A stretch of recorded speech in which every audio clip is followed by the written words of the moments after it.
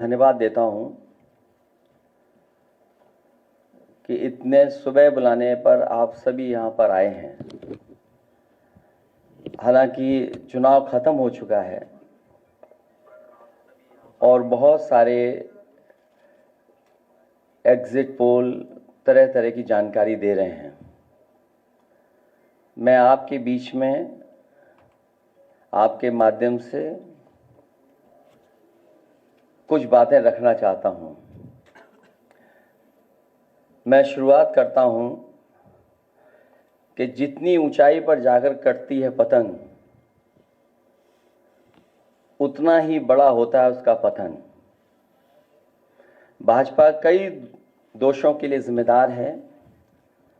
सामाजिक रूप से भाजपा ने देश में सौहार्द बिगाड़ा, भाईचारा खत्म किया, जाति के खिलाफ जाति, संप्रदाय के खिलाफ संप्रदाय लड़वाया, संविधान द्वारा दिए गए आरक्षण को साजिशन खत्म करने के लिए बेरोजगारों से छल किया, पेपर लीक कराए, देश के लिए आगे बढ़कर लड़ने वालों की बहन बेटियों के लिए जानबूझकर अपने मंत्रियों से अपशब्द कहलवाए बढ़ाए, मणिपुर हाथरस महिला पहलवान, पिछड़े दलित अल्पसंख्यक व आदिवासियों पर अत्याचार और सबसे खराब व्यवहार किए जाने के लिए रिकॉर्ड बना।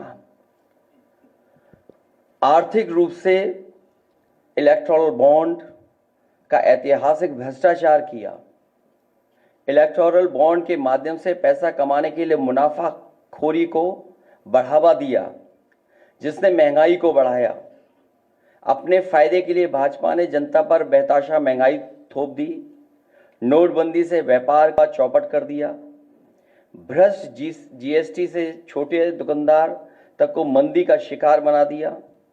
किसानों की जमीन हड़पनी चाहिए, काले कानून लाने चाहे, खाद की बोरी की चोरी की, लाभकारी मूल्य नहीं दिया, 35 सालों की सबसे बड़ी बेरोजगारी में देश को धकेला, महंगाई से गरीब को और गरीब बना दिया, अमीरों के अरबों के लोन माफ किए लेकिन किसानों के ऋण के लिए आत्महत्या के लिए मजबूर किया, ब्याज की दरें घटाकर मध्यम वर्ग की बचत को बेकार कर दिया,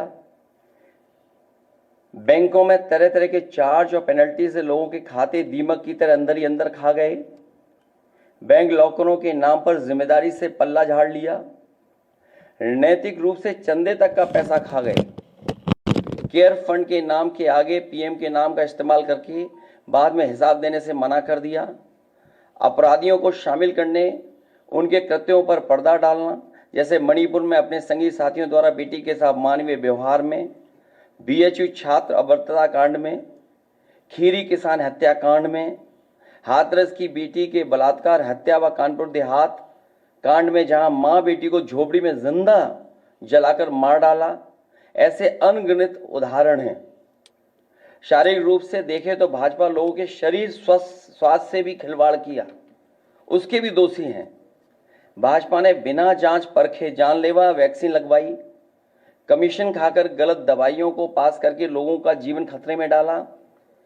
इसका सीधा असर जनता की सेहत पर पड़ेगा और आने वाली पीढ़ियों की तंदुरुस्ती पर भी। भाजपा पीढ़ियों पर प्रहार की दोषी भी है। मनोवैज्ञानिक रूप से लोगों के दिल और दिमाग में जानलेवा वैक्सीन लगवाने के बाद बीमार होने पर डर बैठा दिया। महिलाओं के अंदर असुरक्षा का भाव घर कर गया। युवा अनएम्प्लॉयमेंट या अंडर एम्प्लॉयमेंट से डिप्रेशन का शिकार हुआ। राजनीतिक रूप से चंडीगढ़ के मेयर चुनाव में कैमरे के सामने धांधली की, चुनी हुई सरकारें गिराई, खरीद फरोख्त का नकारात्मक सियासत को जायज ठहराया, पारिवारिक रूप से राजनीतिक फायदे के लिए परिवारों को लड़वा दिया, भाई के खिलाफ भाई को। मानसिक रूप से भाजपा ने अपने ही समर्थकों को हिंसक बनाया, मॉब लिंचिंग को मानसिक रूप से सही ठहराने की साजिश की, आपराधिक रूप से ऐसे लोगों को मंत्री पद दिया और बनाए भी रखा जिन्होंने किसानों की हत्या की, जो महिलाओं पर अत्याचार शोषण के दोषी हैं। न्यायालय तक में अपने लोग पिछले दरवाजे से सेट किए, न्यायाधीशों से खुलकर एक विचारधारा विशेष के लिए बयान दिलवाए, न्यायाधीशों को राजनीतिक पदों पर लालच देकर कानून तक को अपनी भ्रष्ट सोच से यही काम यूनिवर्सिटी, कॉलेज, स्कूलों में किया। नौकरशाही में लेटरल एंट्री के बहाने यही धांधली की। योजना आयोग खत्म किया। ED, CBI, IT, income tax को सरकार बनाने, बचाने और चलाने के लिए इस्तेमाल किया। झूठे आंकड़ों से देश और दुनिया को छला, जिससे अंतर्राष्ट्रीय स्तर पर भारत को विकासशील देशों की भाजपा ने इन्हीं सब कारणों से देशवासियों की जिंदगी को खतरे में डाल दी। भाजपा का झूठा राष्ट्रवाद, चीन की घुसपैठ से रजांगला मेमोरियल जैसे शहीदों के बलिदान का स्मारक तक नहीं बचा पाए। भाजपा की भ्रष्ट नीतियां बीते कल के लिए नहीं बल्कि भविष्य में भी देश की रक्षा के लिए असमर्थ व अक्षम है। इसलिए जनता इस बार गांधी जी को याद करते हुए करो या मरो की तरह आंदोलित हो गई है और अब नकारात्मक ताकतों से आजाद होने जा रहा है। देश प्रेमी 140